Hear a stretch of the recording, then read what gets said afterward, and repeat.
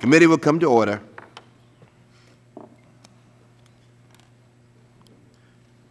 First of all, I welcome my ranking member, Issa. Today's hearing is entitled Protecting the Public from Waste, Fraud, and Abuse, the Whistleblower Protection Enhancement Act of 2009. Today's hearing is entitled, of course, Protecting Public from Waste. H.R. 1507 is an important piece of legislation. This committee has reported favorably similar legislation on a bipartisan basis in each of the last two Congresses. The House of Representatives has twice passed similar bills, once in 2007 with 331 votes, and again as a bipartisan amendment to the stimulus legislation earlier this year. Unfortunately, the stimulus amendment was removed in conference with the Senate. However, this provides us with the opportunity to hear from the new administration on this reform, to work and engage them on possible change to the bill, and to consider the ongoing need of strong whistleblower protections. I want to thank Representative Van Hollen and Platts for the efforts to support government whistleblowers. As this committee has long recognized, enhancing whistleblower protection helps us to fulfill our role of bringing about more honest, accountable, and effective government for the American people. Whistleblowers risk their careers to challenge abuses of power and gross waste of government resources. At a time when America needs the best value for every dollar spent, we need these protections now more than ever. This is particularly true now that billions of stimulus dollars and billions more aimed at stabilizing the financial system are at stake. H.R. 1507 will ensure that the federal employees responsible for monitoring the financial recovery programs are not deterred from reporting mismanagement of taxpayer dollars. Government employees are often in the best position to call attention to the illegality of waste because they witness what is happening inside the government on a day-to-day basis. Unfortunately, as we will hear today, under the current inadequate system, whistleblowers have too often been left out to dry. Instead of being rewarded for their courage, they have actually been destroyed in some instances. Over the last decade, legal victories for public employees have been almost non-existent. Employees have been fired and disciplined for disclosing evidence of waste, fraud, and abuse, simply because an administrative judge determined it was part of their job to do so. That's contrary to the whole point of the whistleblower law. If passed, H.R. 1507 would take a landmark step in restoring Congress' intent to protect employees from retaliation. Importantly, H.R. 1507 also extends strong whistleblower protection to employees of government contractors. Congress wisely included similar protections for private recipients of stimulus funds. However, no similar safeguard was included when Congress passed the bailout last fall. This bill would extend the right to disclose waste, fraud, and abuse without fear of retaliation to employees of all government contractors, including those who accepted bailout funds. The Oversight Committee has documented the accountability and transparency shortcoming of the TARP program, and we will continue to do so. However, by empowering insiders to disclose any financial misconduct, this legislation provides an immediate accountability fix to that program. Lastly, whistleblowers' protections are important, not only in safeguarding America's tax dollars. We need them to better protect our families towards this end. We have worked closely with the House Intelligence Committee in drafting strong whistleblower protections for national security personnel. Since September 11, 2001, it has become more and more evident that national security personnel need to be able to sound the alarm effectively without fear of reprisal, and without having to turn to the media in order to do so. We need to provide national security personnel with safe, responsible channels for disclosing evidence of waste, fraud, and abuse. H.R. 1507 also provides these employees with a meaningful remedy if they are retaliated against something that does not exist under current law. This is an important aspect of the legislation that will strengthen the national security of the country, and I look forward to hearing more from our witnesses on this issue. We're pleased that the administration is testifying today to express the President's support for the principles of protecting whistleblowers and to offer constructive comments on how this bill can be strengthened and implemented. Although whistleblower legislation often involves disagreement between the executive and the legislative branches, we understand that, I'm encouraged by the efforts to resolve these differences and promote greater accountability and transparency in government. I will close by noting simply that this legislation is long, long, long overdue. And without whistleblowers and the unfiltered information that only insiders can provide, the oversight and investigative functions vested in Congress would be seriously compromised. I am pleased to have the opportunity today to hear from the administration, employees, and experts about this reform. Now I yield 5 minutes to the ranking member of the committee, who him and I have worked very hard along with the sponsors of this bill to get us here today, Congressman Issa from the great state of California. Thank you, Mr. Chairman, and thank you for calling this important hearing today and for your bipartisan support of whistleblower protections and this bill. We're here today to hear from the administration because waste, fraud, and abuse is the mandate of this committee. These tools are the tools we need in order to uncover waste, fraud, and abuse are our own staff we regularly count on, General Accountability Office, the IGs of the various agencies, and absolutely, without fail, whistleblowers both in and out of the government. Without these individuals willing to come forward and uncover the most dangerous failures within the government, we would find ourselves exposed from a national security standpoint, we would find ourselves exposed from a financial standpoint, and in this day of increasing litigious activity, we might often find ourselves the subject as defendants in lawsuits because of our failure to know what we needed to know. During this hearing, we will be able to examine current law that protects whistleblowers and review the need for strengthening those laws.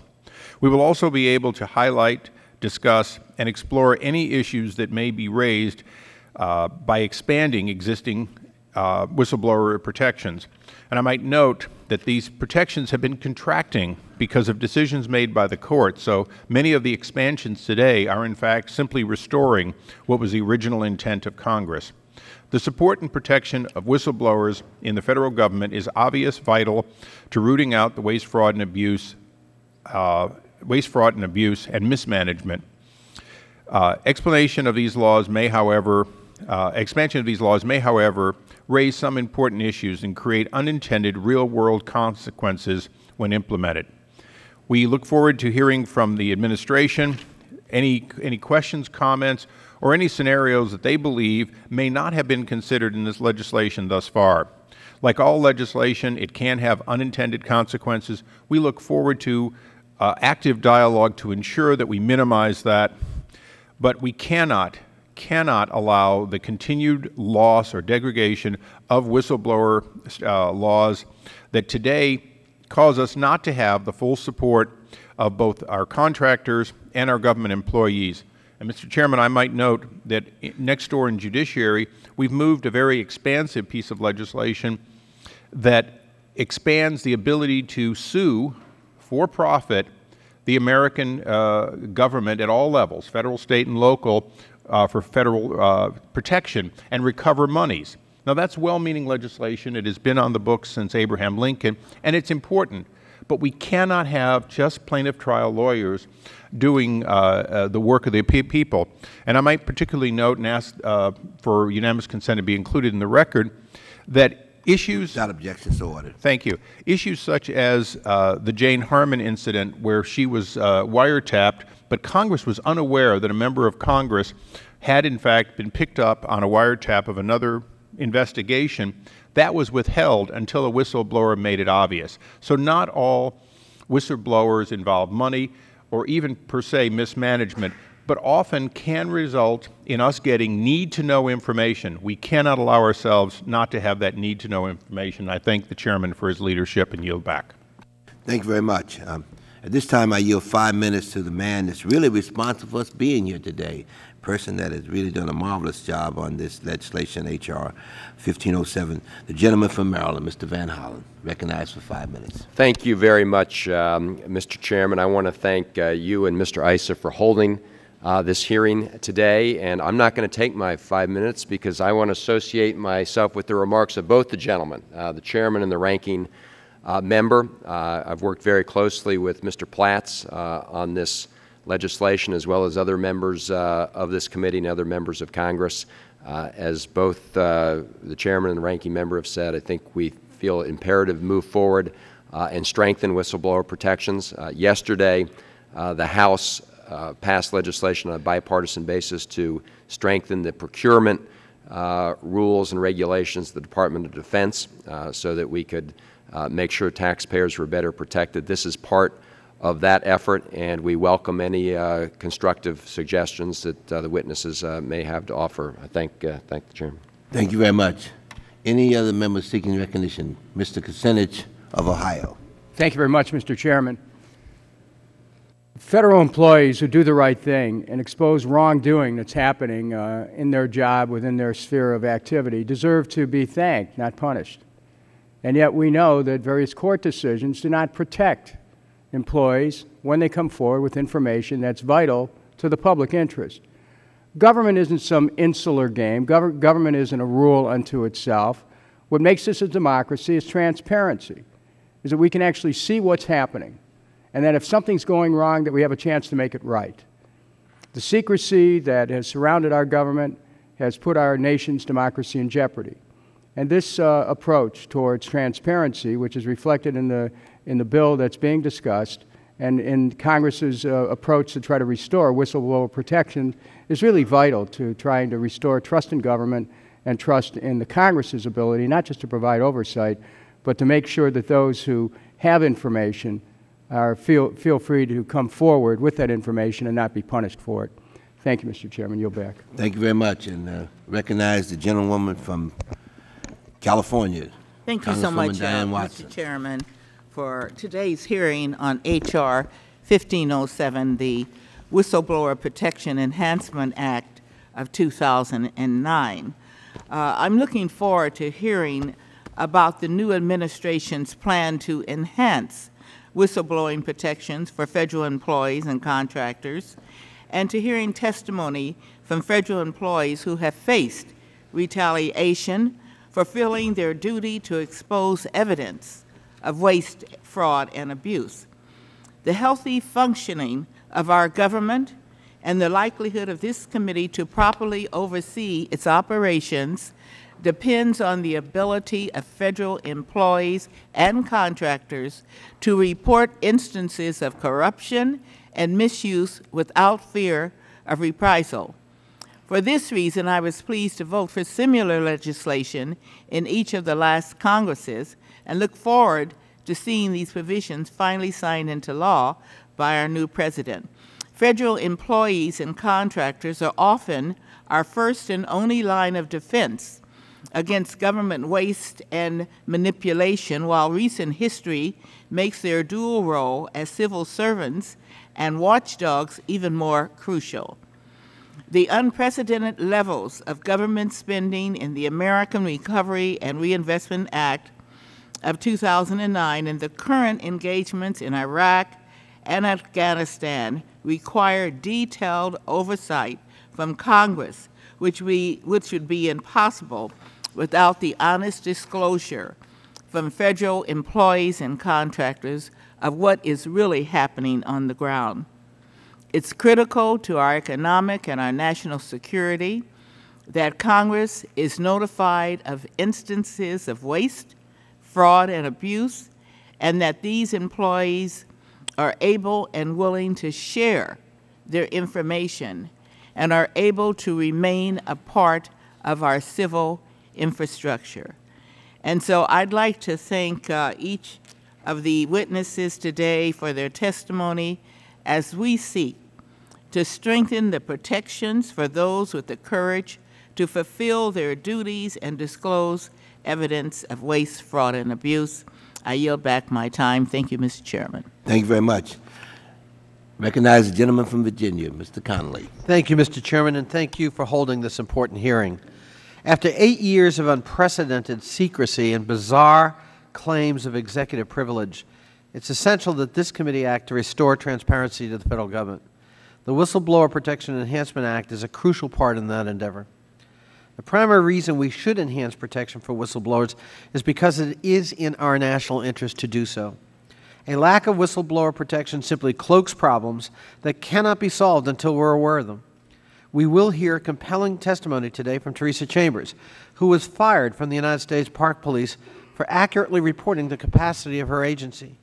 We must know about agency issues such as this one she brought to the public's attention if we're to solve the problem.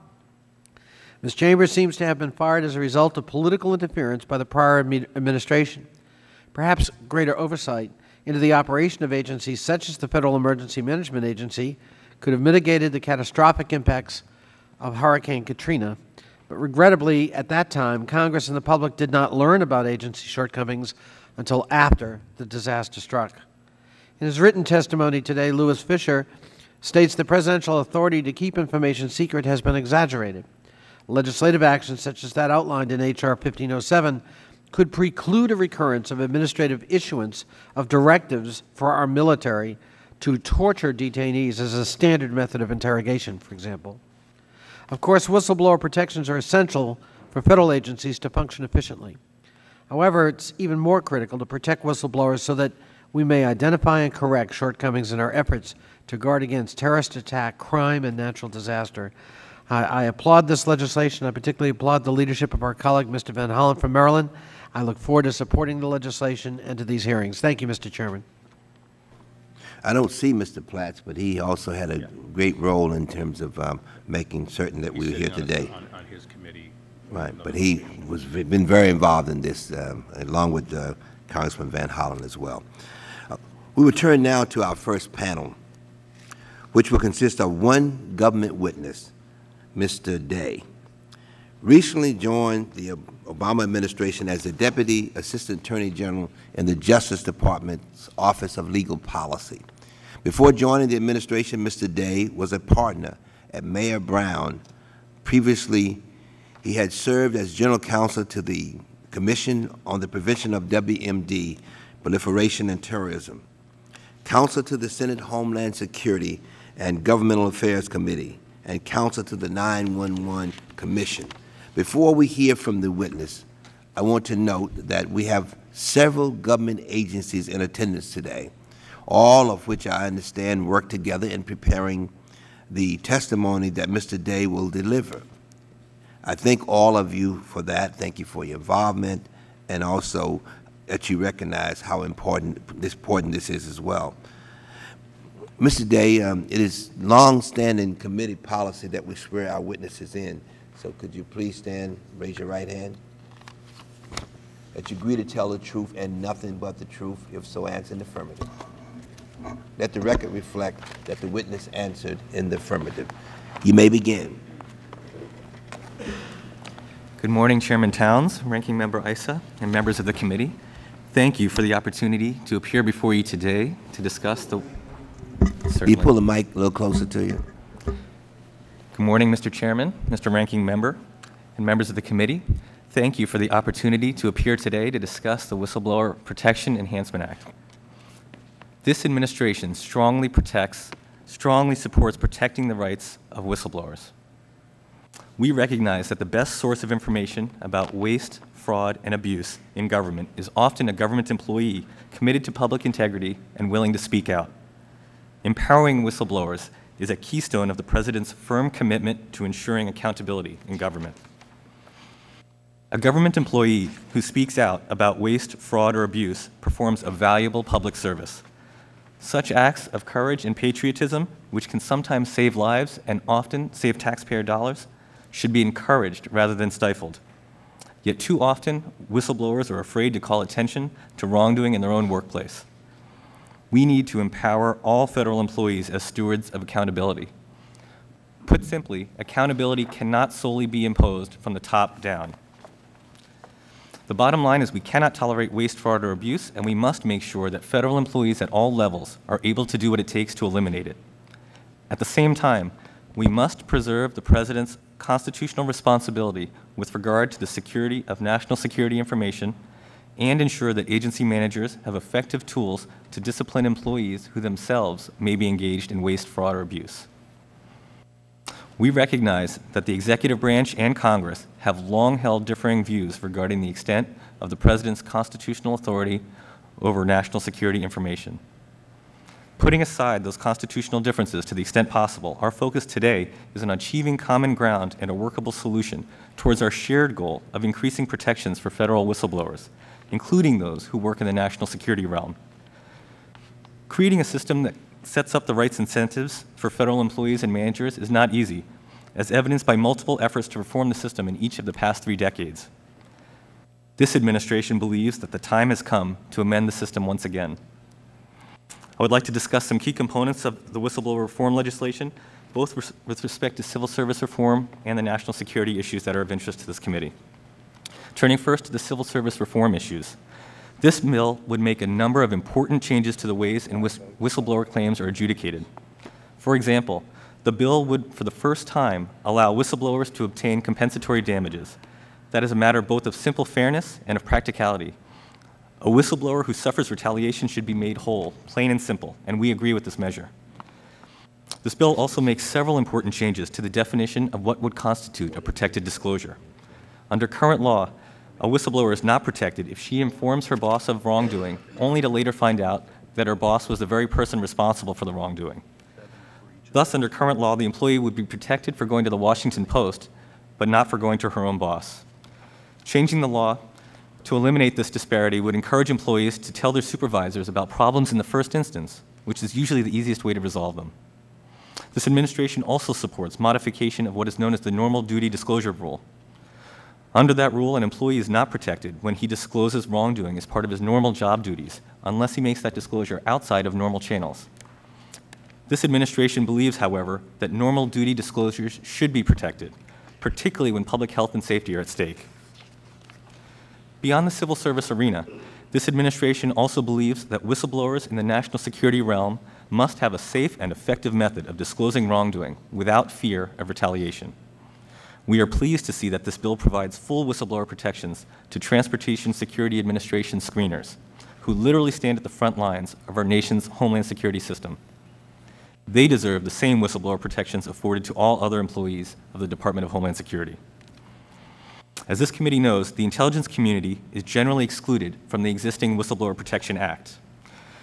The Intelligence Community Whistleblower Protection Act of 1998 represents Congress's most recent attempt to provide a safe and effective channel for national security whistleblowers to report wrongdoing.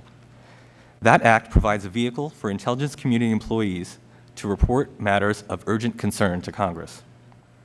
The ICWPA, however, affords the individual employee no avenue for a potential disclosure beyond her specific agency. This administration believes that no federal agency should be able to hide its own wrongdoing. For this reason, we propose the creation of an extra agency avenue within the executive branch for federal employees who wish to make classified disclosures to Congress under the ICWPA.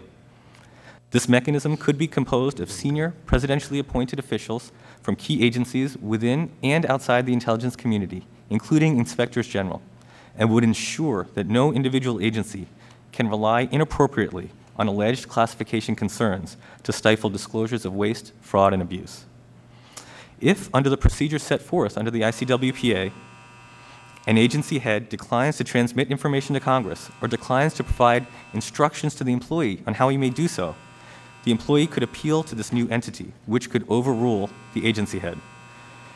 Individual employees, moreover, we believe, should be entitled to alert Congress to the fact that they have raised a potential disclosure in the ICWPA process or with this new executive branch entity. We also believe that the extra agency mechanism could provide a better vehicle to review alleged retaliatory security clearance revocations than the system currently set forth in H.R. 1507. We are aware that this committee has heard testimony in the past from individuals who have claimed that their security clearances were revoked due to whistleblowing activities. This administration has zero tolerance for such actions. An extra agency mechanism could recommend full relief to the aggrieved employee, including restoration of the clearance, and could ensure that Congress would be notified if that recommendation is not followed. This mechanism would ensure that no agency would remove a security clearance as a way to retaliate against an employee who speaks truths that the agency does not want to hear. Of course, retaliation may take many forms, and we are committed to providing more general protections for intelligence community whistleblowers.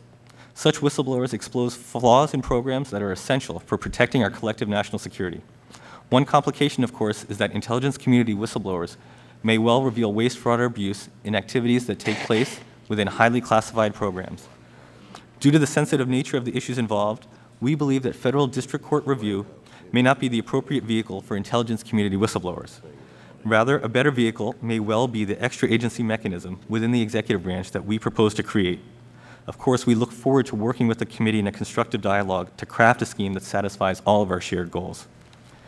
Finally, this legislation is merely one step in this administration's plan to assure accountability in government. We appreciate the efforts that this committee has made to devise whistleblower protections that work. We look forward to working with you to revise and improve this legislation. And with that, I'd be pleased to take your questions. Right. Thank you very much, Mr. Day, for your testimony. Let me just announce to the members that we have 5 votes on the floor, which means that we need at least an hour. So we will go on a break and be back at 11:30. So, Mr. Day, we have to vote around here. So why don't we just stop at this point and then we'll go and vote and come back at 11:30. Thank you very much for your testimony. And we will continue our questioning when we return.